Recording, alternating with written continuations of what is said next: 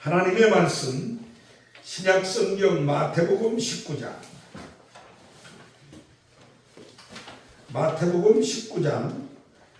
13절 말씀에서부터 15절 말씀까지 다 찾으셔서 한 음성으로 함께 합독하시겠습니다. 마태복음 19장 13절 말씀에서부터 15절 말씀까지입니다. 다 찾으셨으면 함께 합독합니다. 시작. 때에 사람들이 예수의 안수하고 기도하심을 바라고 어린아이들을 데리고 오매 제자들이 꾸짖거늘 예수께서 가라사대 어린아이들을 용납하고 내게 온 것을 금하지 말라. 천국이 이런 자의 것이니라 하시고 저희 위에 안수하시고 거기서 떠나시니라. 아멘. 지금 압도한 이 말씀이 1.1획도 변함이 없는 살아계신 하나님의 말씀인 줄로 믿습니까? 아멘. 말씀대로 주의 역사가 함께하기를 주님의 이름으로 축원합니다. 아멘. 따라하시겠습니다. 임마누엘 하나님이 함께하시는 교회, 우리 은성교회는 예수님을 믿고 예수님을 사랑하며 예수님을 전파하면서 매일 기도하고 매일 성경 읽고 매일 감사하는 삶을 사는 빛과 소금된 교회입니다. 아멘. 그렇게 믿습니다. 옆에 분 앞뒤 분에게 주님의 큰 복, 큰 사랑, 큰 은혜, 큰 믿음, 큰 능력, 큰 역사, 큰 영광 돌리시기를 서로 환영하시고 인사하시고 문안하시며 하나님께 영광 돌리시기 바랍니다. 여러분들의 빈복이 여러분들에게 돌아올 줄로 믿습니다. 거룩하고 복된 주일 하나님을 예배드리고자 주의 전에 나오신 여러분들의 신령과 가정과 범사와 자녀들과 건강 위에 우리 구주 예수 그리스도의 은혜와 긍휼과 평강과 능력과 축복이 넘치시기를 주님의 이름으로 간절히 축원합니다. 아멘. 일주일 동안도 수고하셨습니다. 하나님의 사랑과 은총 속에 잘 보내고 주의 전에서 이렇게 만나게 됨을 감사합니다. 아멘. 오늘도 하나님께서 여러분들을 위하여서 하늘문을 활짝 열어주시고 위로부터 내려주시는 하나님의 귀한 은혜와 귀한 복과 또 성령의 충만함이 함께 하시는 이 시간이 될 줄로 믿습니다. 인생이 살아가면서 그 연령대별로 이렇게 그 대화의 주제, 삶의 어떤 그 중심이 되는 것들이 조금씩 틀려지는 것 같아요. 50대까지는 직장의 삶에서 일에서 많은 것을 추구했었고 또 만나면 요즘 어때?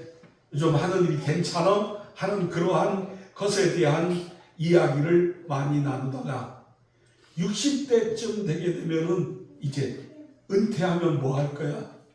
은퇴 후에 하는 일에 대하여서 여러 가지로 대화하면서 고민하고 있는 모습을 보이다가 70대쯤 되게 되면은 이제 이야기의 그 많은 중심이 어디로 가느냐 하면 손주들한테 가요. 손주들한테. 60대까지는 만나면 또 요즘 무슨 약 먹어? 나는 요즘 몸이 이래가지고 무슨 약을 먹고 살아? 그러면서 약에 대한 정보를 이야기하다가 70대 돼서 손주들을 다 두게 되면 만나게 되면 요즘 우리 손주 보는 재미에 살아. 손주 때문에 내가 참 웃기도 하고 아주 좋아. 그러면서 손주 이야기만 하면 얼굴이 환해지고 웃음꽃을 피우는 것을 보게 됩니다. 역시도 마찬가지인 것 같습니다. 그저 손주들이 그렇게 생각이 되고 손주들을 이제 찾게 되고 손주들하고 이렇게 그 어떤 즐거움을 나누는 것이 굉장히 행복해지는 것을 볼 수 있습니다. 그래서 우리 막내인 한은혜 집사가 매 주마다 우리 조하린, 조하루 그 두 아이들을 데리고 올 때마다 제가 기다려지고 정말 저 아이들을 보는 게 기쁨이고 낙이 되고 있어요. 손주를 보기 전까지만 해도 제가 그닥 착하고 좋은 사람인 줄 몰랐어요. 왜냐하면 우리 아이들한테는 엄한 아버지, 무서운 아버지, 혼내는 아버지, 그냥 뭐를 강요하는 아버지, 그러한 것으로 이렇게 인식이 되어져 있거든. 그러니까 우리 애들이 어려서 아빠는 가급적이면 자주 안 마주치는 것이 좋다 해서 아빠하고 마주치지 않으려고 자기들 방으로 들어가거나 아빠가 안 보이는 곳으로 피해 다니기가 일쑤였습니다. 왜 그랬느냐? 내가 좋은 아빠가 못 돼서 그렇지. 내가 좀 너그럽고 부드러운 아빠가 못 돼서 그래. 지금 생각해 보게 되니 제가 우리 아이들에게 왜 그렇게 소리를 지르고 왜 그렇게 화를 내고 왜 그렇게 혼을 냈을까? 물론 제 나름대로의 어떤 교육 철학이나 그런 것도 있었지만 그거 외에 왜 그랬을까라고 했을 때 지금 생각해 보니 내 성격이 잘못됐었고 나의 그 모든 모습이 그게 나는 괜찮은 것 같았지만 잘못됐었고 그래서 요즘은 가끔 우리 아이들한테 미안함을 가지고 참 때로는 하나님 앞에서 회개하면서 내 자신을 돌아보게 되는데 근데 손주들은 안 그렇거든. 손주들은 보면 무장해제. 그냥 마음이 다 열리고 모든 것이 다 아주 그냥 넉넉해지는 그러한 모습을 보게 돼요. 우리 애들이 어려서 어른들이나 저를 보거나 어떤 윗사람들을 보게 될 때 인사를 안 하면 인사 안 해? 인사할 줄 모르는 애가 무슨 착한 애가 될 수 있어? 그렇게 하면서 혼만 냈거든. 근데 요즘은 우리 손주들이 들어오면서 인사를 하던 말건 그저 나를 아는 체 하든 모르는 체 하든 그냥 관계없이 쟤들을 보기만 하면 무장해제되는 거예요. 굉장히 너그러워져. 굉장히. 우리 애들이 만약 어지럽히고 막 뛰어다니고 뭐였으면은 제가 그냥 야! 조용히 못해? 야! 왜 그렇게 쿡한 거예요? 그러면서 막 혼내고 소리치고 했을 텐데 쟤들이 와가지고 뛰어다니건 뭐 구르던 뭐 어떤 종이나 어떤 것들을 그냥 막 사방에다 갖다가 쓰레기처럼 버리건 그냥 넉넉해요. 그냥 바라보면서 그냥 모든 게 다 좋아져요. 이게 웬일일까 하면서 하나님 제가 참 하나님 앞에 참 잘못됐습니다. 하나님 우리 아이들에게 하나님의 은혜와 사랑을 베풀어 주셔서 하나님께서 이제 남은 생애라도 우리 아이들을 손주들 보듯이 잘 사랑하며 살게 하여 주옵소서. 제가 우리 애들 커서 손주 낳기 전까지 우리 애들한테 사랑한다는 말을 못 해줬어요. 안 해줬어요. 사랑한다고 이야기를 해본 적이 없는 것 같아요. 단지 어떤 때 했느냐, 5월달 되면 어린이 주일날, 어버이 주일날, 그 부부 주일날, 가정 주일 지내며 스승과 목회자의 주일날 이렇게 지내면서 목사니까 설교를 준비하면서 이거 시켜야 되겠다. 사랑한다고 하십시오. 아이들에게 사랑한다고 하십시오. 부부에게 사랑한다고 하십시오. 부모에게 사랑한다고 하십시오. 그리고 여러분들 어른들에게, 스승들에게, 목회자에게 사랑한다고 하십시오. 그렇게 가르치다 보니 형식상 사랑한다고 하는 말은 했었던 것 같아요. 근데 진정으로 제 마음에서 사랑한다고 하는 말을 해본 적이 없는 것 같아요. 근데 요즘 제가 사랑한다고 이야기합니다. 사랑한다고 글을 보냅니다. 사랑한다고. 참 처음에는 안 되더라고요. 안 나오더라고요. 사랑한다는 말이 여기까지는 오는데 여기를 못 나오더라고요. 근데 용기를 내서 이게 부끄러운 것도 아니고 잘못된 것도 아닌데 안 나와요. 왜? 안 해서 그렇더라고요.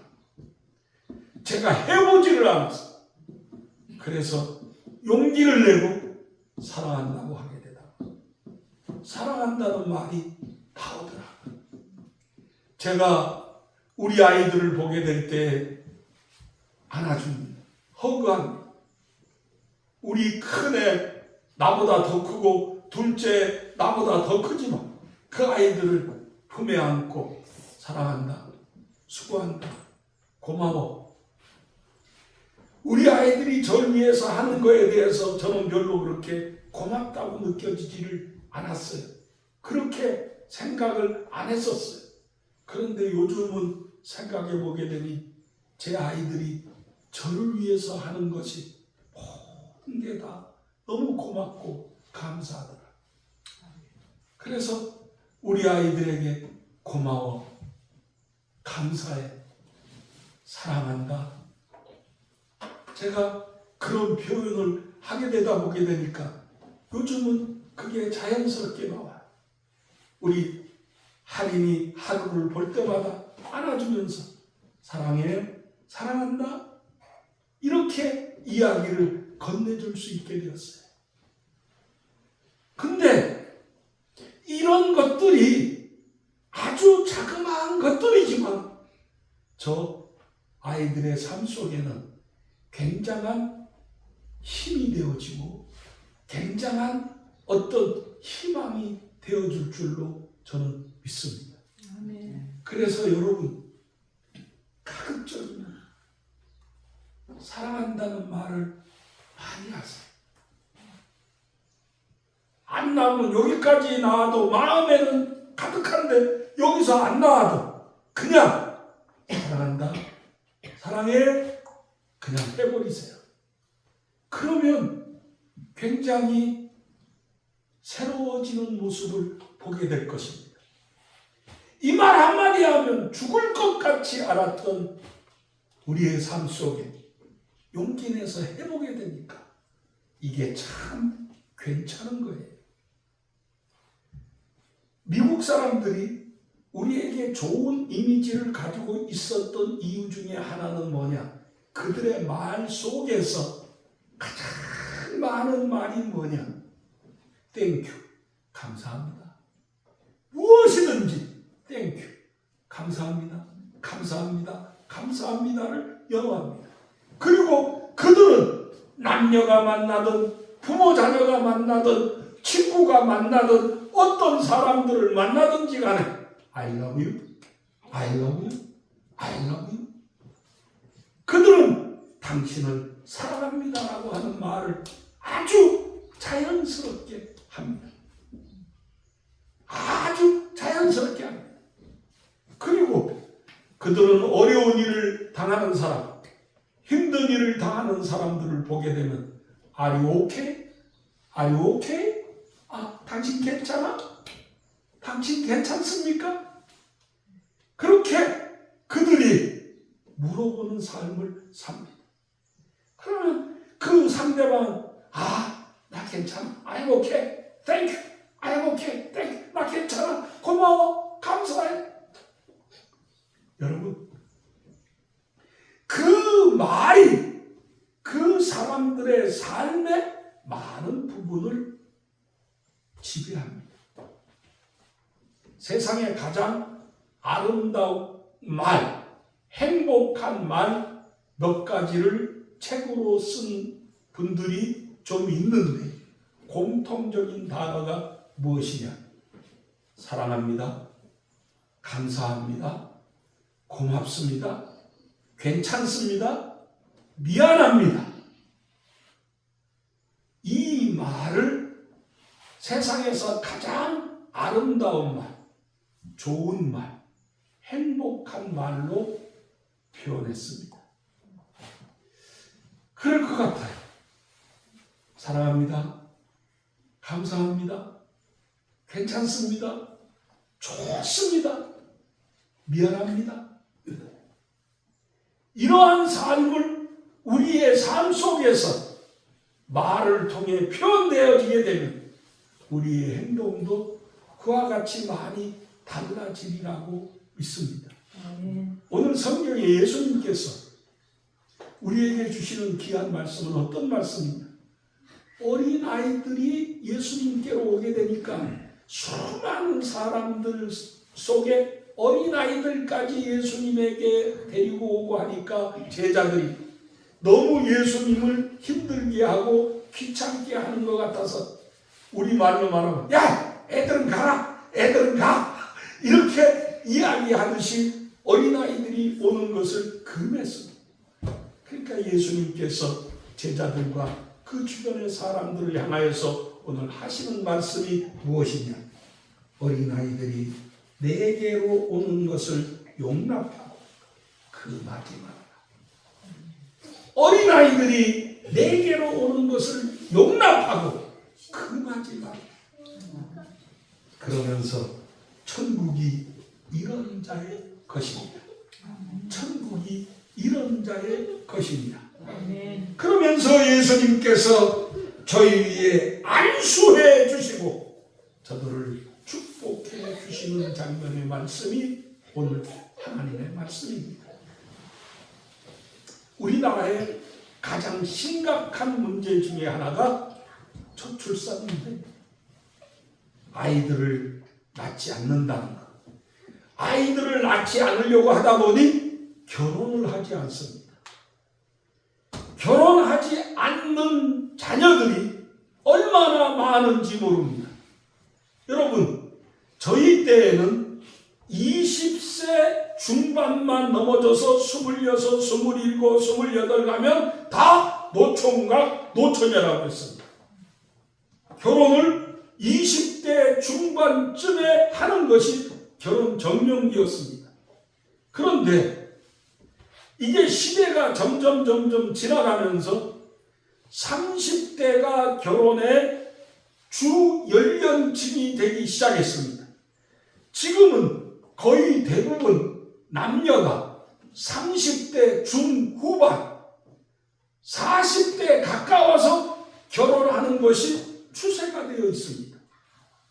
그런데 더 놀라운 것은 40대에서 50대까지 결혼하지 않고 사는 많은 처녀 총각들이 있다고 하는 겁니다.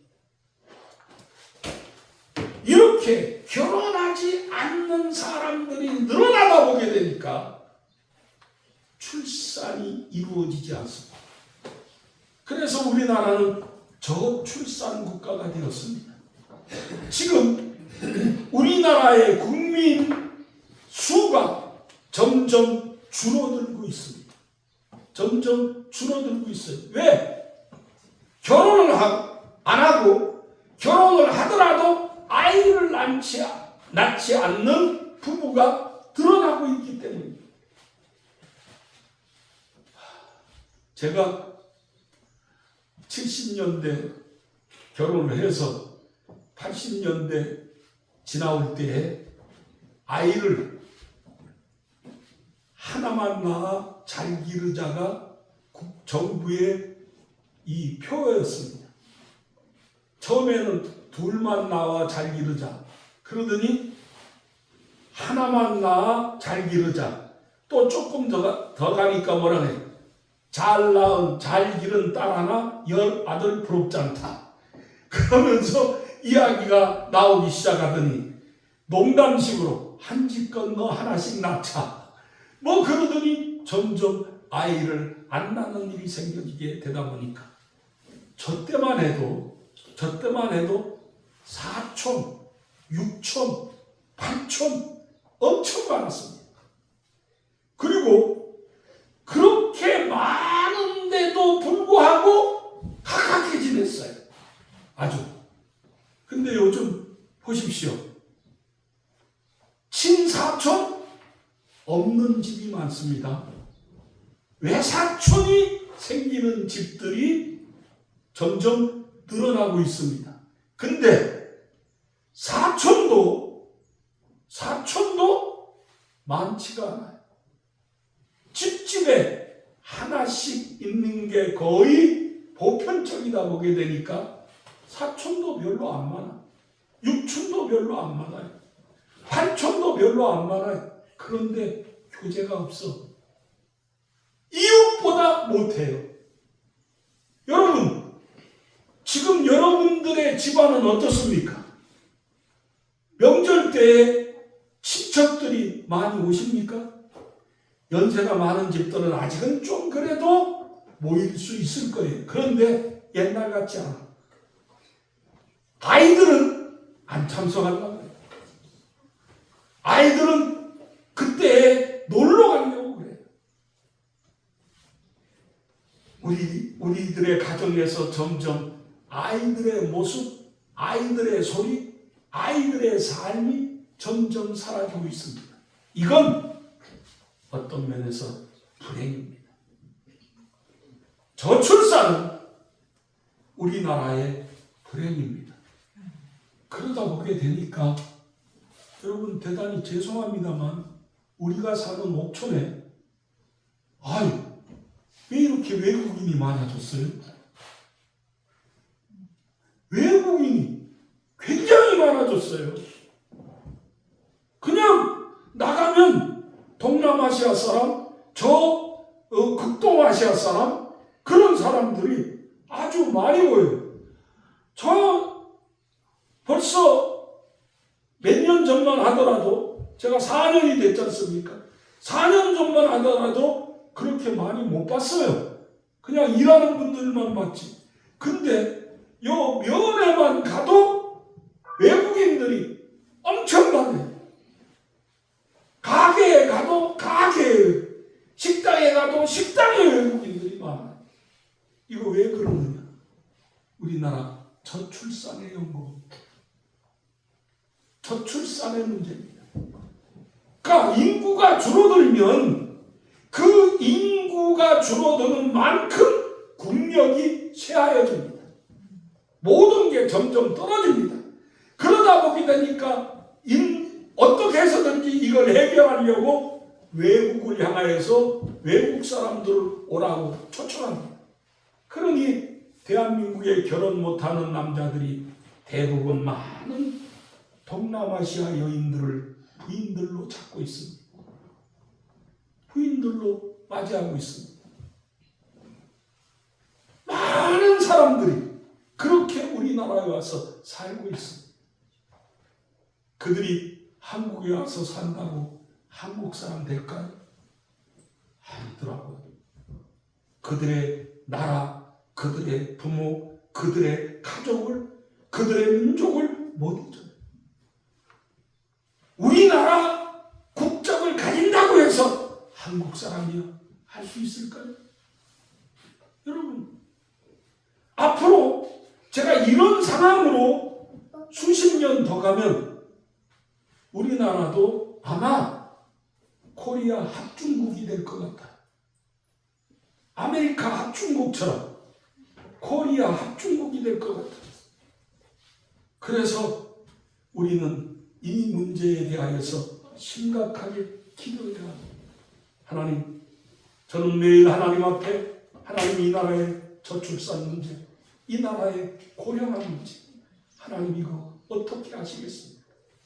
하나님이 하시지 않으면 해결될 가능성이 없습니다. 하나님 이 나라의 미래를 하나님이 돌보아 주옵소서. 기도하고 있습니다. 오늘 여러분, 저는 이제 본문의 말씀에 잠깐 몇 가지만 드리겠습니다. 예수님이 어린아이를 금하지 말고 내게 오는 것을 용납하라고 하신 그 말씀 속에 들어있는 의미, 예수님이 어린아이들 위에 손을 얹고 안수하며 축복해 주신 이유, 그게 뭡니까? 그게 무엇 때문입니까? 그들이 우리의 희망이요, 그들이 우리의 사랑의 열매요, 그들이 천국의 귀한 하나님의 자녀들이기 때문인 줄로 있습니다. 그래서 예수님은 저들을 용납하고 금하지 말고 저들을 축복해주는 삶을 살아야 할 것을 가르쳐주고 있습니다. 요 19장 앞에 마태복음 18장 1절 이하의 말씀을 읽어보게 되면 예수님이 한 어린아이를 앞에 놓고 누구든지 이 어린아이와 같이 되지 아니하면 천국에 결코 갈 수 없을 것이다. 누구든지 이 어린아이와 같이 되지 아니하면 천국에 가지 못할 것이라고 하는 말씀을 마태복음 18장 1절 이하의 말씀을 읽어보면 쭉 그 말씀을 전해주고 있습니다. 그러면서 누구든지 이 어린아이 중 하나를 실족해 하면 차라리 연자맷돌을 목에 메고 바다에 빠져 죽는 것이 낫다고 하는 말씀을 하면서 어린아이들을 실족해 하지 마라. 어린아이들이 잘못되게 하지 마라. 어린아이들이 정말로 바르게 살 수 있도록 사랑하며 도와주라고 하는 말씀을 해주고 있습니다. 10대의 여자아이가 성적인 삶을 잘못 살아 아기를 화장실에서 낳고 버리고 가서 그 아이가 죽었다는 뉴스가 어저께 오늘 뉴스에 나오더라고요. 8개월 된 어린아이가 울고 호찬다고 리모컨으로 머리를 때렸는지 어떻게 했는지 그 리모컨으로 때린 것이 아이에게 큰 화를 불러일으켜 사망에 이르렀습니다.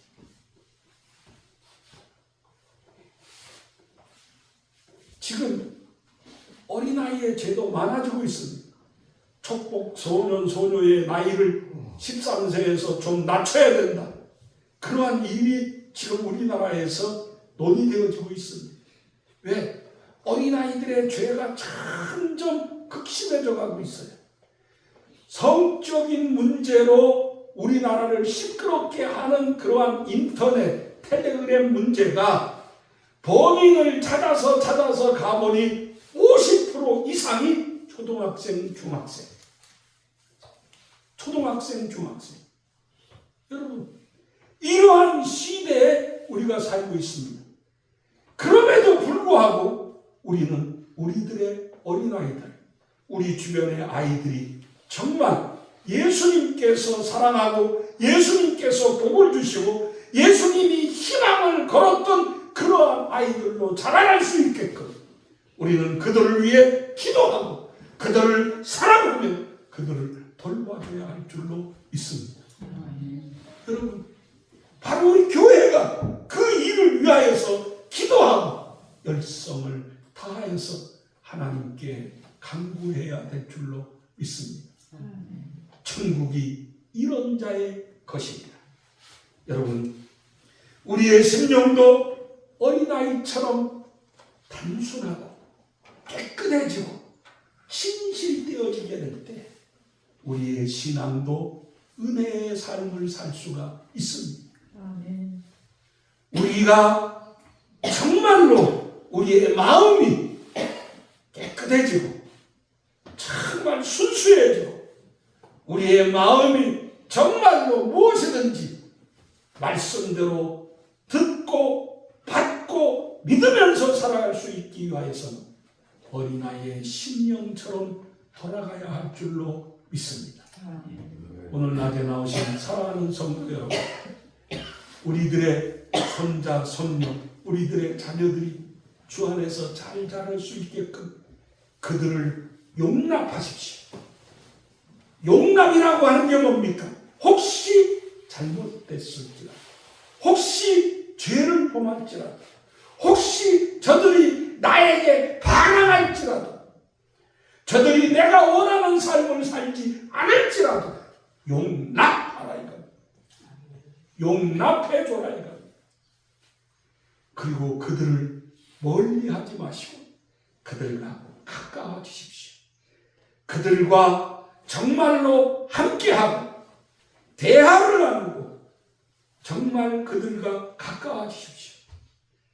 저희 어릴 때만 해도 어른들이 말하는데 제가 무슨 말 하냐면 어른들 말하는데 애가 가만히 있어 조용히 무조건 그 아이들을 자제시켰습니다. 그런데 지금은 그렇지 않습니다. 어린 아이들의 필요에 의해서 이야기하는 것을 얘가 무엇 때문에 이 말 하는지 들어줘야 됩니다. 알아줘야 됩니다. 그것을 무시하고 그것에 대하여서 배척했다가 아이들은 큰 상처를 받습니다. 여러분, 어른 아이도 있지만 진짜 아이 같은 아이들이 더 많습니다. 세상에 죄인도 많지만 세상에 죄인보다 착한 사람도 많다고 하는 것을 기억해야 합니다. 우리들의 어린아이들이 정말 오늘 예수님처럼 축복받는, 안수받는 그와 같은 복된 삶을 주님이 보여주듯이 우리도 그 아이들을 사랑하며 가까이하고 도와주면서 사랑한다, 고마워, 감사, 미안해, 괜찮아 그러면서 여러분들도 힘이 되어주고 여러분들도 정말로 그들에게 있어서 잊지 못할 그러한 사람들이 되어줄 수 있게끔 오늘 말씀을 기억하며 천국은 이런 자의 것이니라 라고 하는 주의 말씀이 여러분과 저의 삶 속에 함께 하기를 주님의 이름으로 간절히 축원합니다.